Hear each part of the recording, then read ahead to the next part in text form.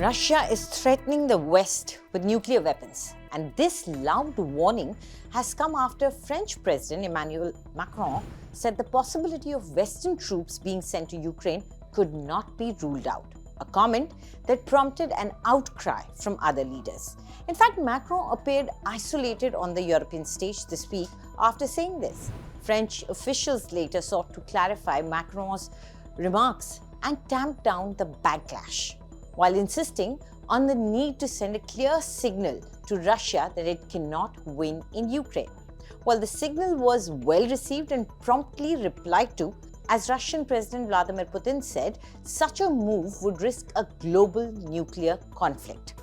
Putin vowed on Thursday to fulfill Moscow's goals in Ukraine and sternly warned the West against deeper involvement in the fighting, saying that such a move is fraught with risks of a global nuclear conflict. Putin's blunt warning came in a State of Nation address ahead of next month's election he'll be all but certain to win, underlining his readiness to raise the stakes in the tug-of-war with the West to protect the Russian gains in Ukraine. In a 2-hour speech before an audience of lawmakers and top officials, Putin cast Western leaders as reckless and irresponsible and declared that the West should keep in mind that we also have the weapons that can strike targets on their territory. And what they are now suggesting and scaring the world with, all that raises the real threat of a nuclear conflict that will mean the destruction of our civilization. Putin emphasized that Russia's nuclear forces are in full readiness, saying that the military has deployed potent new weapons, some of them tested on the battlefield in Ukraine. The Kremlin leader said they include the new Sarmat heavy intercontinental ballistic missile that has entered service with Russian nuclear forces, along with the Burevestnik atomic-powered cruise missile and the Poseidon atomic-powered nuclear-armed drone, which are completing their tests. At the same time, he rejected Western leaders' statement about the threat of a Russian attack on NATO allies in Europe as ravings, and again dismissed Washington's claim that Moscow was pondering the deployment of space-based nuclear weapons.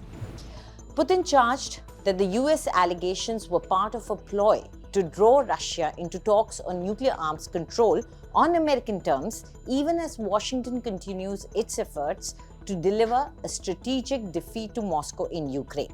Putin said ahead of the US election, they just want to show their citizens, as well as others, that they continue to rule the world. It won't work. Putin has repeatedly said that he sent troops into Ukraine in February 2022 to protect Russian interests and prevent Ukraine from posing a major security threat to Russia by joining NATO. Kiev and its allies have denounced it as an unprovoked act of aggression. The Russian leader has repeatedly signaled a desire to negotiate an end to the fighting, but warned that Russia will hold on to its gains.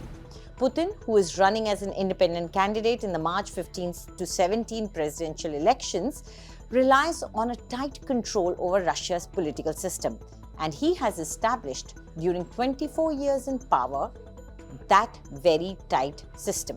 Prominent critics who could challenge him have either been imprisoned or are living abroad, while most independent media have been banned, meaning that Putin's re-election is all but assured. He faces token opposition from 3 other candidates nominated by Kremlin-friendly parties represented in parliament. While Putin's response is on the expected lines, the chest-thumping and thigh-slapping of a strong leader of a powerful nation, Macron's comments were what came as a shocker to the world. That's also because after Russia's full-scale invasion of Ukraine, Macron initially kept open a line of communication with Putin. He said in June 2022 that the Russian president made a historic error, but that world powers shouldn't humiliate Russia so that when the fighting stops, we can build a way out together via diplomatic paths. The remark drew strong criticism from Ukraine and many of France's allies at that time. Macron last spoke with Putin in September 2022. He's taken a tougher stance publicly ever since. His comments earlier this week were clearly intended to sound the alarm bell. In presenting his case, Macron raised concerns over Russia getting tougher in recent months. He cited the death of Russian opposition leader Alexei Navalny, the repression of Russia's political opposition, and the ferocity of combat along the front line in Ukraine. The French government recently revealed that Russian forces threatened to shoot down a French surveillance aircraft patrolling in international airspace over the Black Sea. And earlier this month, it accused Russia of spreading disinformation across Europe. But let's get to the core of Macron's anxiety.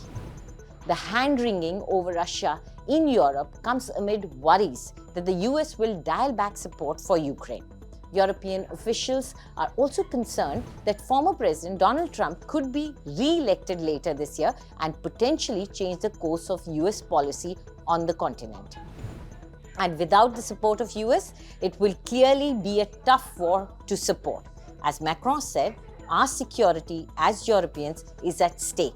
He also added, should we delegate our future to American voters? He said, my answer is no, whatever the vote is. These words are a clear sign of the fact that Macron wants to plan a united European response in the scenario that US pulls out of the war. EU allies are rallying to address the shortfall of ammunition for Ukraine with a Czech-led plan to buy artillery from outside the NATO bloc. More than 2 years after Russia's invasion, the EU is facing the prospect of having to shoulder more of the aid burden as funds from the United States run dry. Do tell us what you think about this video in the comment section, and for more news updates, subscribe to India Today.